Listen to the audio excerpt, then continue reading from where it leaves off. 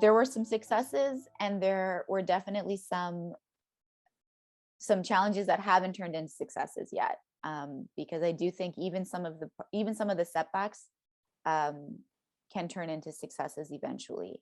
It's just a matter of building that movement and building up the capacity to change them. For the first time in my lifetime, and I believe the history of Toronto, the stormwater charge, which has been an initiative that the city of Toronto, that members of council, specifically Mike Layton, have been trying to push forward as a way of incentivizing porous development and de-incentivizing paving over green spaces to decrease stormwater runoff. Because when storm comes and it falls on the Yorkdale parking lot, that all runs off into our sewage system, runs into our pipes, and it comes all the way down to the floodplain in Black Creek, in Rockcliffe Smythe, and our pipes in the floodplain get overwhelmed. And that's when we see basement flooding,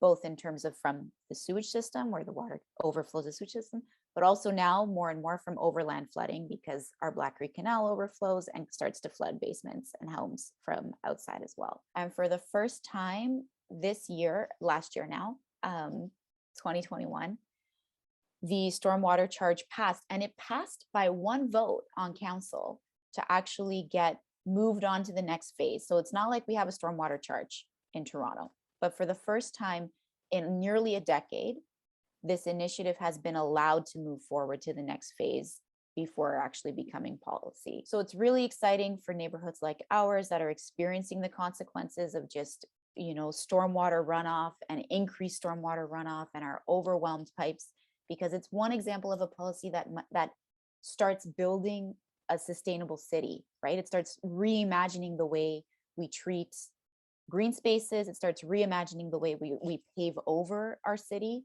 And it starts incentivizing people to actually think about more sustainable ways of doing construction, which will help absorb water, which will then prevent flooding in neighborhoods like ours.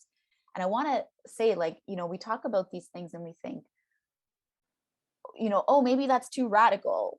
It's not radical. There are cities all over Ontario, actually, that already have a stormwater charge, that already change the way we think about managing stormwater runoff. And Toronto actually isn't being a leader in this. We're following examples that other cities have set. So, I'm dreaming of a time when Toronto's actually leading the way when it comes to policies like that. Right now, it looks like we're still following, which is still progress. But I don't want to give up on the hope that we can actually become leaders.